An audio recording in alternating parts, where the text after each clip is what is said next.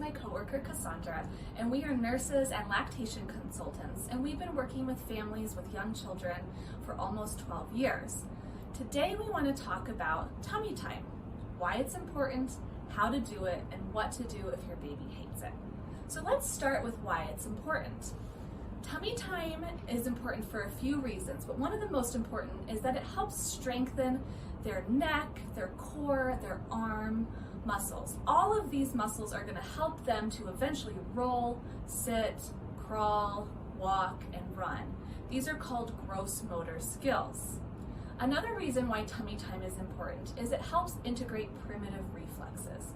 So primitive reflexes are involuntary movements that all babies are born with that help them survive. It helps them go through the birthing process. It helps them survive in the outside world. They are the foundation for all higher level development. So here's an example of a primitive reflex. It's called the palmar grasp reflex. That's when you place your finger in a baby's palm, they automatically grasp at it. The only way to integrate these primitive reflexes is through movement. And tummy time in particular is a type of movement that helps to integrate 6 of the most important primitive reflexes. So you may wonder, why is something that's so vital trendy, or why do we even have to talk about it? There's a couple reasons why we have to talk about tummy time. One of the first reasons is we used to put babies on their tummies to sleep. We now know that this is unsafe, but because we place babies on their back to sleep, they're missing lots and lots of hours of time on their tummy. And so we must compensate by doing more tummy time when they're awake. Another reason we have to talk about this is because of the use of containers. So these are things like car seats and swings, rockers, mamaroos. All of these devices are convenient and we totally understand the need to use them, but they don't do anything to help with gross motor development. And thus we need to get babies on their tummies even more. So anytime you use a container for a long period of time, you need to be thinking, okay, how do I get my baby on their tummy even more today?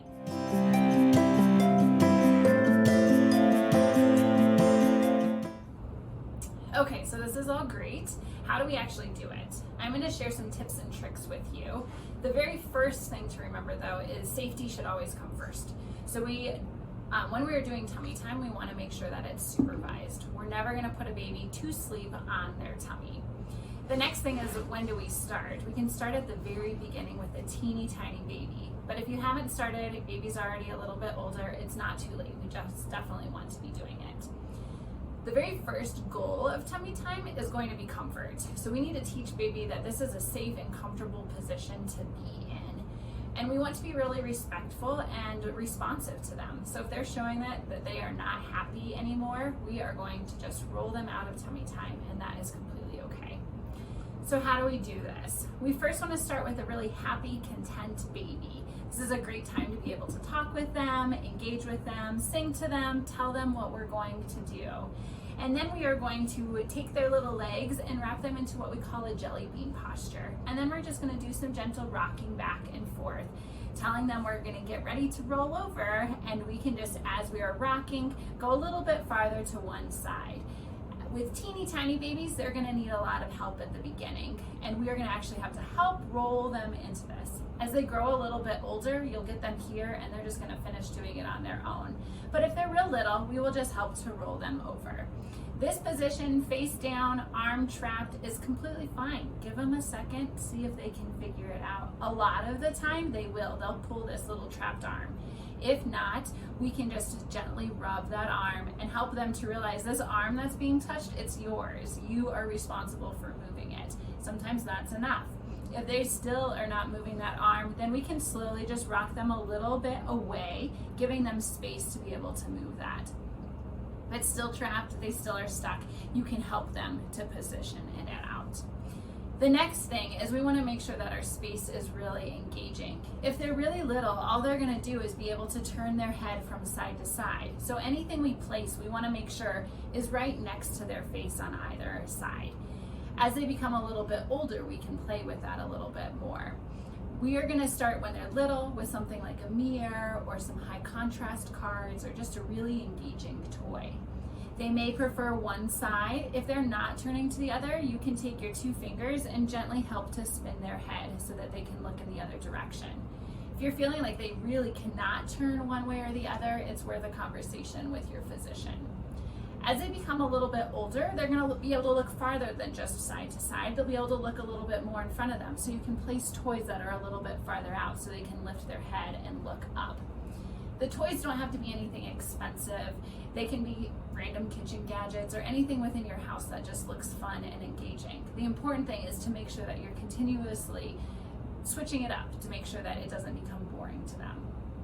We're going to let them hang out in this position until they're telling us that they're done. That might be 2 minutes, it might be 20 minutes.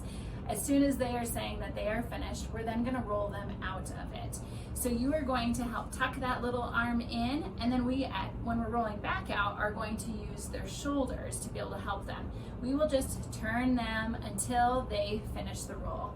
Again, when they're little, it's going to take more help, and they actually might become scared. That roll may happen really fast, and so try to support them in slowly rolling them out of it.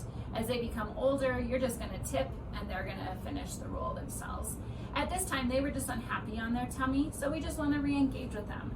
Tell them that they're happy, this is a good place to be, they're doing such a good job. And then we are going to roll them back in. We're going to continue this rolling in and out until they tell us that they are done. We know that by as soon as we roll them into this, they immediately become really unhappy. Or when we roll them out of it, it takes a lot longer for them to be happy again. Or maybe life just happens and it's time for you to move on to another activity. Tummy time's done, and that's okay.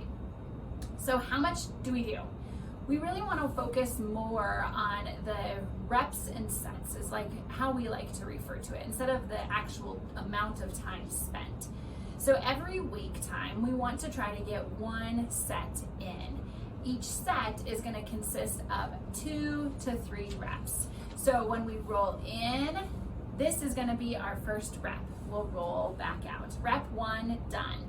We are going to again re-engage, and then we're going to roll back in. This is our second rep, and then we're going to be rolling back out. Every rep is probably going to get shorter and shorter as they become less okay with being on their tummy, and that's okay. Once we get to one of those 3 things that I just referred to, that tummy time is done, we are finished, that set is complete. We want to aim for at least 3 to 4 sets every day. If you're doing multiple reps in each of those sets, baby is getting multiple times of practicing rolling into and out of tummy time.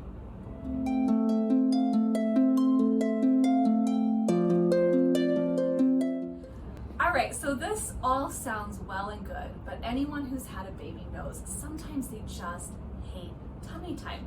So I'm going to talk about a few tips and tricks that may help in this process. So first, if you're pregnant or have a very young baby, just remember that the earlier you start consistent and responsive tummy time, the easier it's going to be. But if you have an older baby, that's okay too, even if they don't like it right now. There are some things you can do to help make it a more enjoyable process for everybody.